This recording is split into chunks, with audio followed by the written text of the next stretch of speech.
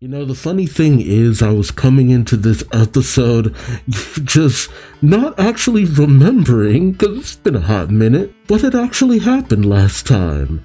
Just the utter devastation. So, the mutant nation of Genosha has been established, and because he's such a big leader in terms of mutant rights, the last real leader, and now leader of the X-Men, they want Magneto to be one of their leaders. And while Valerie Cooper is none too pleased with this, Magneto has one condition: have Rogue serve by his side as his queen of sorts. All the while at the same time, Gambit is still struggling with his feelings towards Rogue, especially considering they can't really touch each other. With some encouragement by Nightcrawler, so happy to see him here, Gambit does his best to really take his feelings into consideration. Speaking of feelings, Jean is still grappling with the fact that her memories feel as though there's something distant, something that causes her to grow closer to Wolverine, and things go from bad to worse as Jean finds that Scott and Madeline Pryor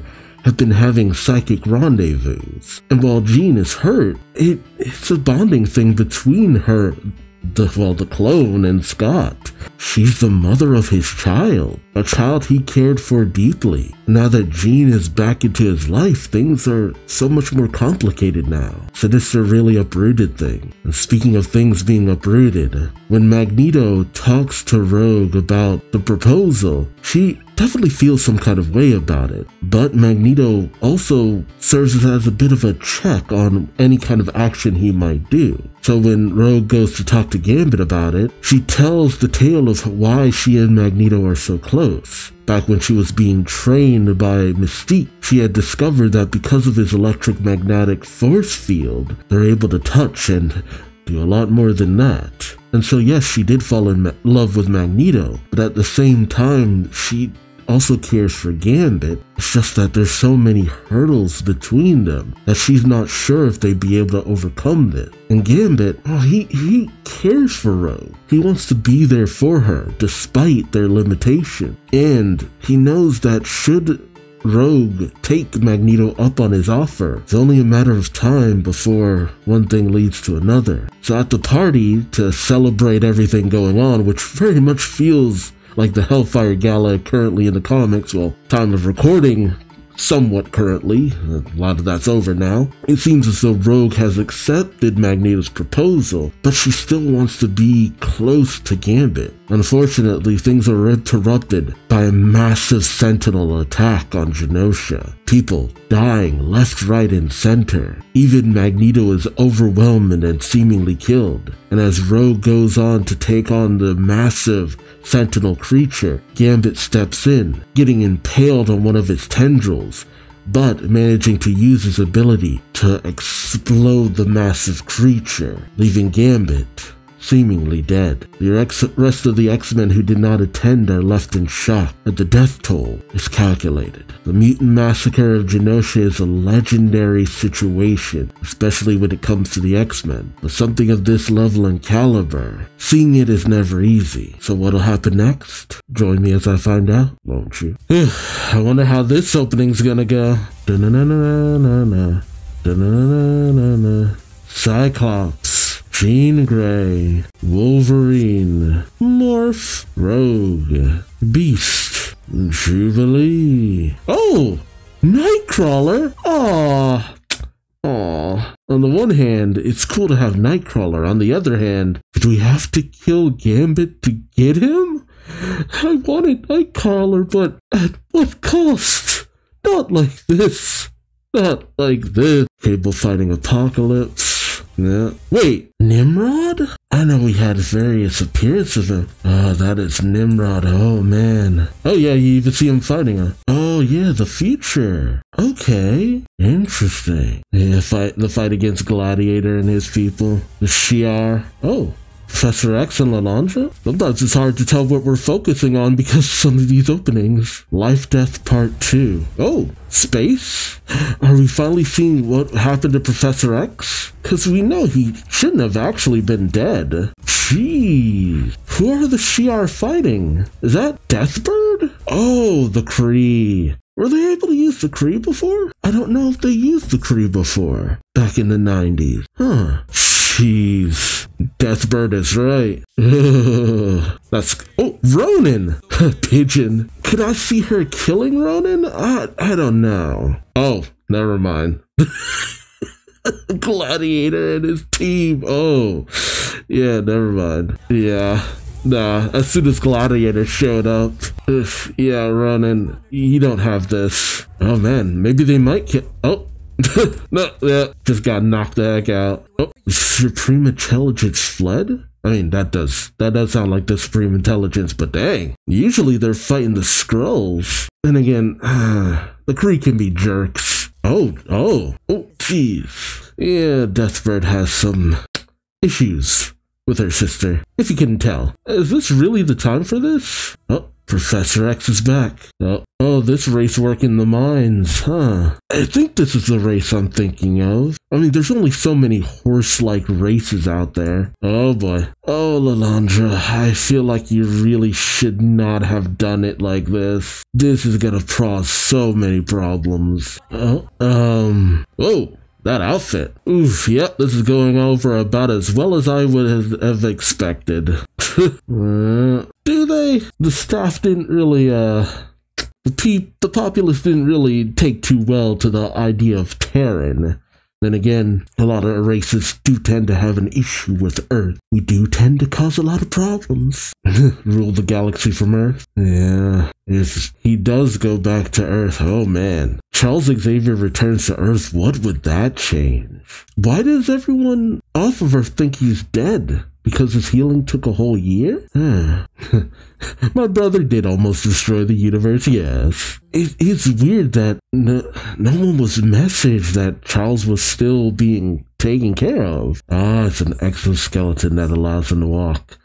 Technology. That is a good point. When you're at the head of a lot of things, it's not a bad idea to have someone who can see you for the you that you don't get to show those, I don't want to say beneath you, but, her subjects, his students, there's tender moments that neither of them really get to share with those around them. Not like this. And that can be very important. Consider taking Earth into your empire. She does have a point, though. Ultimately, it is the job of a teacher and even a parent to get those you teach to be able to stand on their own 2 feet. At some point, you gotta let go of the reins. The only downside is, Earth is in a bit of a bad situation. Mostly for the mutants. Oh, right, the adversary. Is the adversary infecting her mind? Demonic infection. Could the adversary give her powers back? I don't know too much about him. Or it, her, whatever this thing is. I'm usually used to the adversary at least being somewhat male, but the voice is kind of throwing me off. But is it Ororo's voice? I don't know. Using her own voice in order to get inside her head? Honestly, this thing is really acting like the Shadow King. Oh, trapped? Jeez. Yeah. Oh, right. Her claustrophobia. Oh, jeez. Oh, God. Oh, jeez. Wait, magic? Oh, man. I love how it looks like Doctor Strange's magical abilities, too. Oh, jeez. That got intense. Dang. That was badass. Oh. I didn't know all this went on when Storm and Forge, first met and all this. I never read the story this is based off of. Nothing brings people together like imminent death. The Empress, says her full name. Royal Consort. Like they're getting kinky. It's like, man, he talks about me like your pet. No. I'm just saying. A little bit of role playing in the bed, if you know what I mean. You may bark later. Gladiator at least being pretty nice about things. But, yeah, here comes Deathbird stirring up trouble, as she does. The wrong side of the stars, is that's where Earth is. Space boonies. Then again, that is usually how we're treated. In most depictions in Marvel, space boonies. Terran, an alliance with the Earth, huh? See, I don't ever get it, because so many heroes come from Earth. Shoot, I'm pretty sure I saw Vulcan amongst Gladiator's team, though maybe they don't know he's human yet. Well, from Earth, I should say. If you know who Vulcan is, well, they're a long way from that whole situation. Who knows if that'll ever be addressed. Though he is there. Milky Way Ghetto, jeez. Dasha. Test of loyalty. Renounce oh, gee. Well, this is a good way of showing why he might never come back to Earth. Man, Deathbird always was a bitch. Like, damn.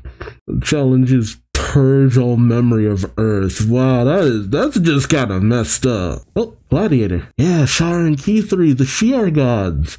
I remember them from, the God Butcher story. Oh, no, not that story. There was another story where we saw the Shi'ar gods. What story was that? Where we actually met them? I know I remember them being in a story not too long ago. If you know that story, put it in the comment section below. Enemies to lovers. It's good to see how much of a devout follower Gladiator is. It is a rough thing, because while Deathbird's challenge is incredibly cruel, like, even the other Shi'ar are like, bruh, the hell? That's kind of messed up. Lalandra sees it as, look, Charles, you didn't really lead a happy life on Earth. Well, yes, there are plenty of people you love and care for. Wouldn't it be better to forget? Which, you know, in a lot of cases, maybe there are things in our past we would like to forget, but it is our past and our experiences and the people who we've met along the way that make us who we are. Sometimes you get rid of too many things and you end up being someone completely different. Who is Charles Xavier if he has no memory of anything from his home and his life on Earth? Who would he even be past that point? Wouldn't the fact that he doesn't know anything be something that he would agonize over? I mean, love is a great thing, but you'd lose so much of what makes him the person you love in the process. Oh yeah, Deathbird would rule under Deathbird's watch of the Shi'ar would, ooh baby. Man, you think the Kree could be conquerors of the Skrull? Oh no, the Shi'ar would wreck some shit. But, would he really allow for it to all go? Love and devotion. Dang, Plains War. Man, I never actually heard it called the Plains War. Dang. Oh, yeah. What did draw the adversary? Did he just see a moment of weakness in such a usually strong person like Aurora? Yeah, that's a good point. Aurora has such great power and she's only ever used it for good, and yet there would still be people who would hate and fear her. Understandable, she has so much great power. There will always be those who mistrust. And with good reason in a lot of situations, but it can get tiring trying to do the right thing and never being met with any good for it. Yeah, it's getting pretty bad. Alright. I mean, tight spaces is already bad enough that she's in a cavern. Because of what happened when she was a kid. Yeah, I don't know. See memories of his X-Men. Does he renounce the X-Men? Why wouldn't he hesitate? I love Charles, who's just like, woman, I'm really tired of your BS. Like, dang. Again, Deathbird's always been like this. It's good to see that some things never change. I know this was written recently, but Deathbird's always been like this. Let's be real. Freak fluids. Wow, she is. I mean, I always knew Deathbird was a bad person, but she's the kind of person who would use the hard R. Like, wow. Just trying to use every slur imaginable in every sentence she speaks. Like, dang. Oh, and bringing in the mutants. Oh, whoa. Yeah, I don't know how you thought that was about to go over. Civil War. Yeah, Gladiator's literally too strong. Ooh, nice shot. Jeez. Oh, for his legs. I get the feeling I know what Charles is about to do. Right. Really? Oh my god. Oh god. He's freaking styling on the fools. Oh man. Aurora actually doing this of her own volition. I know it's to save Forge's life, but dang. Takes a lot for her to willingly do something like this. Oof. Oh, come on, Aurora. Oh no. It's back. Oh my god. Come on, Storm. You can outwill this turkey. Come on. You have a stronger will than this. Oh, Forge did give her power back, but it's her mind that wouldn't allow her to use it, right? And that's why the adversary's after her. Just like Amon Farouk tried to take over her body, possess her, use her. Come on, Storm. There we go. Hell yeah. It's like they say, fear is the mind killer. Dang. Dang. Dang. What? What? What? Holy crap. This is how she gets this outfit? Oh. Hell yeah. Oh, the black outfit always did look great. I love the white outfit, but the black and yellow, yes, baby. Animator's going crazy with it. Ooh, that was wild. A wardrobe change, her hair grew, hell yeah. There it is. Hell of a life lesson. The wounds near her heart finally healed. Come on, Forge. You know she's very to her work. Oh, yep. And now this. Oh, God, yeah.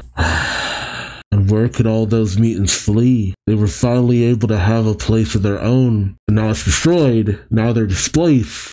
Try to go home. It's like, nah, you left. You don't get to come back. Just another way for the world to be shitty. And fear in mind. Nice.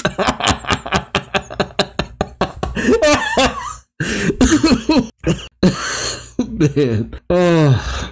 Xavier does have a bit of an ego. As kind of a person as he is, Xavier's got an ego. I don't know if this is the correct lesson to be dishing out to these people. Just being like, your brutal tactics is the only reason that your empire survives, by making other races feel that they need you. And that is a good point. There always has to be someone lower on the totem pole. No matter what, and there's always going to be those who try to make that lie a reality, but no. A sense of equality can breed a lot of good too. A sense of fairness, a sense of togetherness, helping others to understand that, hey, we wouldn't be able to do this without you. No, it's not the way of his idealism that you fear. It's that you fear his want for equality. That's all this is. The ruling class does not want to lose its power. That's why they hate him so much. They would rather him be a vile dictator who would renounce all and pillage and plunder like the rest, but that's not who Xavier is. All are children of the atom. Oh, whoa, what is this? Oh, Gambit? Did he sense the death? Oh, he felt it. Yeah. If they were okay, if they were alright, that would be one thing, but he felt the death of those he cared for, about the people he cared for. So much of that, yeah, I don't blame him. It is the darkest hour, and the X-Men need all hands on deck. Wait, Trask? Oh, someone hunting him down? But he was in custody. Who is this? Hey, Sinister? Oh no. Place your faith in Sinister. Oh man, they made him behind it? Ooh.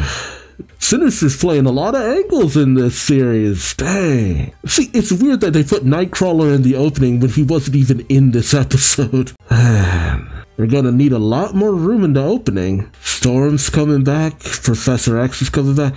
Yeah, it was always the downside of Professor X and Lalandra's relationship, is that because of the nature of their lives, they could never really be together. They try to make things work multiple times in the comics, but there's always something coming between them in some way, shape, or form. Married to their work. And honestly, I felt like this would ultimately have to be how things went down no matter what. Because while Charles could have been a good way of change for the Shi'ar, Deathbird would have never let it be a peaceful bit of change. Nothing that Charles wouldn't be used to, but she would not have let it be an easy thing. But man, that scene with Storm, man, the animator is just doing that damn thing. Great stuff, great stuff. Well, let me know your thoughts in the comment section below. Like, comment, subscribe if you enjoyed the ride. Thank you so much for watching. And until next time, I've been Duuz-Diz-Din, and I hope to see you later. Till then, take care. Bye-bye.